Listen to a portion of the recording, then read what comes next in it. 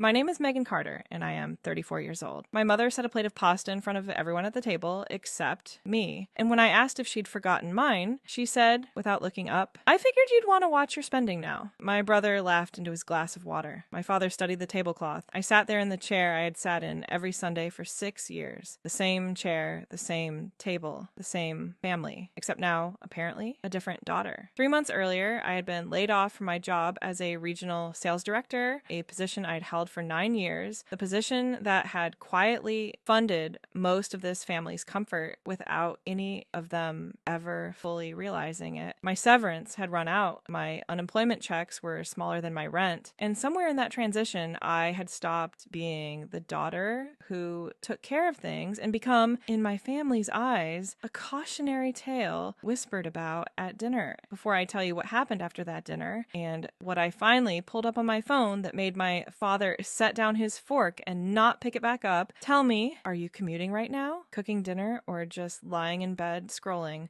I always like knowing where in someone's day my stories find them. For 9 years, I had been the person my family called first, not because I asked to be, because it simply became my role, the way roles do in families, quietly, without anyone voting on it. When my younger brother Tyler needed first and last month's rent for his apartment at 24, I sent it within the hour. No lecture, no spreadsheet of when he'd pay me back, because pointing that out always turned me into the difficult one. When my parents' roof needed replacing 4 years ago and their insurance covered less than they expected, I covered the $6,000 difference, and my mother told the neighbors her daughter had helped out like a little, the way you describe someone picking up a grocery item on their way home. I paid for my mother's 60th birthday dinner, like I paid for the down payment on the used car Tyler drives now. I paid for 3 Christmases in a row when my father's small business had a slow season he never quite explained to me in full. I did all of this not because anyone forced me, but because for 9 years I had a paycheck that made it easy to be generous, and generosity, when it costs you nothing you can't spare, feels like love. I understand that now in a way I didn't understand it then. What I did not understand, not fully, not until the layoff, was that my family had quietly begun mistaking my generosity for my identity. I wasn't Megan, who happened to be financially stable.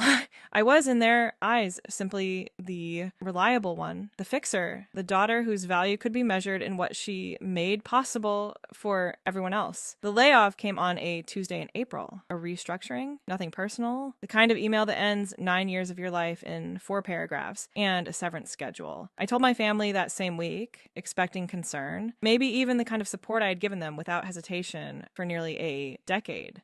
My mother's first question was, "Does this mean you can't do Easter this year?" I want to be clear that I don't think she meant it cruelly. I think, genuinely, she had simply never had to consider a version of me that wasn't capable of covering things. My ability to provide had become so reliable in her mind that she'd stopped seeing it as something I did and started treating it as something I simply was, a permanent feature of the landscape, like a bridge you drive over without ever wondering who built it. For the first month, things were tense, but manageable. I applied to jobs, went on interviews that led nowhere, watched my savings account do this slow, quiet math of decline that anyone who's been unemployed knows intimately. I still showed up to family dinners. I still brought a dish, though a cheaper one now, and I noticed, though I said nothing, that my mother's compliments about the food had grown thinner. By the second month, my father asked me directly over coffee when I thought I'd be back on my feet, phrasing that made it sound as though I had tripped rather than lost a job I'd excelled at for almost a decade. I told him I was applying everywhere, that the market was slow, that these things sometimes took time. He nodded in a way that didn't quite land as sympathy. By the third month, the shift became impossible to ignore. Tyler stopped asking me for advice on things he used to run by me constantly, as though my opinion had depreciated along with my income. My mother began making comments, small ones at first, about people who don't plan ahead, people who live beyond what they can sustain. Comments technically aimed at no one, landing precisely on me on a time. Then came the Sunday dinner dinner, where she set a plate in front of everyone except me. I figured you'd want to watch your spending, she said, and the table absorbed it as though it were reasonable, even funny. Tyler's laugh, confirming that this family had collectively decided some invisible line had been crossed, some contract quietly broken, and I was the one now living outside its terms. I sat there for a moment, feeling something that wasn't quite anger, not yet. It was closer to disorientation, the specific vertigo of realizing the people who are supposed to know you best have only ever known the version of you that was useful to them. I can serve myself, I said quietly. Standing to get a plate from the cabinet I'd stood in front of 1,000 times in this house. That's not what I meant, my mother said, though her tone suggested she meant exactly that. I just think it's important we're all being mindful right now. Times are tight. Times are tight for me, I said. Not for the family. I'm not asking anyone to feed me. No one said you were, my father said, in the voice he uses when he wants a conversation to end rather than continue. A voice I had heard my whole childhood, usually deployed on my mother's behalf, now apparently deployed on mine, but in the opposite direction. I sat back down, plate in hand, and ate in a silence that felt different from every other silence at that table over the past 34 years. It wasn't the silence of a family being polite. It was the silence of a family that had already, somewhere between the layoff and this dinner, quietly recalculated my worth and hadn't thought to tell me the new number. 2 weeks later, my mother called asking about Thanksgiving. Not to ask how I was holding up, to ask carefully, delicately, whether I would still be doing it this year, the way she'd delicately ask a caterer whether their prices had changed. Doing what exactly? I asked, already knowing the answer, wanting to hear her say it plainly for once. Well, she said, you usually handle the turkey, the ham, the good wine. I just wasn't sure, given everything, as though my identity had been rewritten in 3 months into something that needed careful navigation, as though the 9 years before this hadn't happened at all, as though gratitude, once spent, left no residue. I'll let you know, I told her, and hung up before she could hear whatever was building in my voice. That night, unable to sleep, I did something I hadn't let myself do in months. I opened my banking app and went back through 9 years of transaction history. I am, by training and temperament, a details person, the kind of person who color codes spreadsheets for fun, and it took me less than 2 hours to compile something I hadn't consciously set out to build, but which existed nonetheless, waiting quietly in years of bank statements, a complete, itemized record of every dollar I'd given this family since I was 25 years old. The roof, the rent deposits, 3 years of Christmas gifts for 6 people itemized by name. My mother's 60th birthday dinner, $4,000, a restaurant she'd chosen because it felt special, money I never once mentioned again after handing over my card that night, Tyler's car, down payment, even the small things, the groceries I'd quietly paid for during the 2 months my father's business had its slow season. Groceries my mother had never once acknowledged as anything other than simply appearing, the way weather appears without a source anyone thinks to ask about.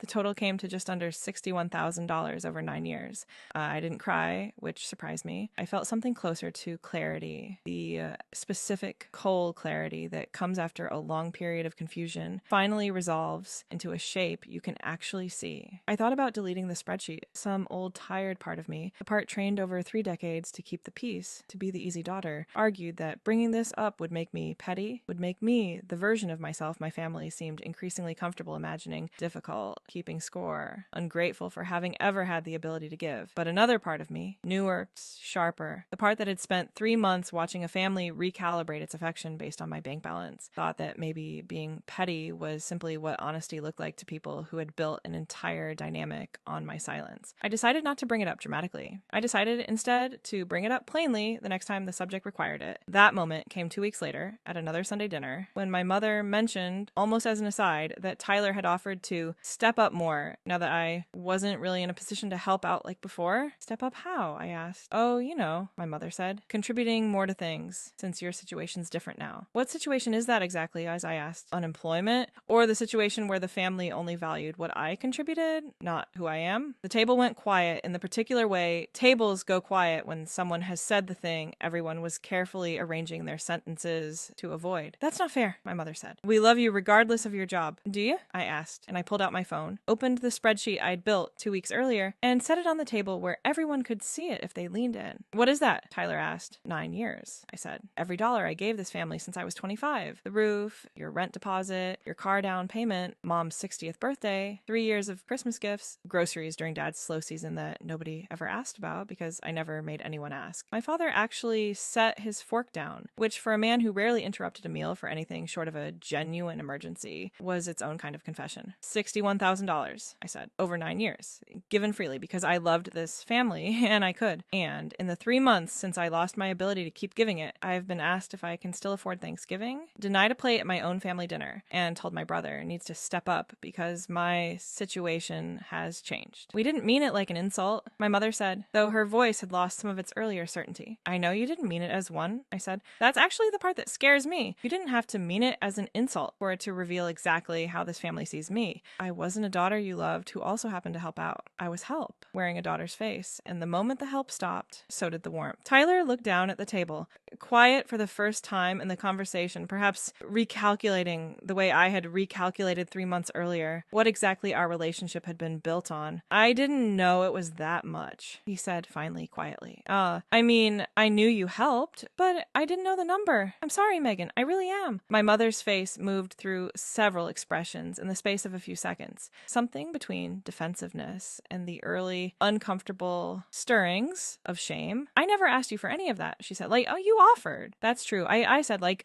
I did offer every time because I wanted to, because I loved you and I could. I'm not asking to be repaid. I'm asking you to notice that love and money got tangled together in this family a long time ago. So tangled that the moment my money disappeared, some of you started treating my love as though it had disappeared too. My father, who had said almost nothing throughout this entire conversation, finally spoke, his voice quieter than I'd heard it in years. I think about the business, he said. The slow season. I let you cover groceries for 2 months, and I never said thank you. Not really, because some part of me didn't want to admit how much I needed it. I think it was easier to just let it happen quietly than to face what it meant that my daughter was taking care of things I should have been able to handle myself. It wasn't quite an apology, not in the traditional sense, but it was the most honest thing my father had said to me in years. And I understood in that moment that some of this pattern hadn't been born from cruelty at all, but from a family collectively more comfortable accepting help silently than acknowledging out loud how much they'd come to rely on it. I'm not trying to make anyone feel guilty about accepting help when they needed it. I said,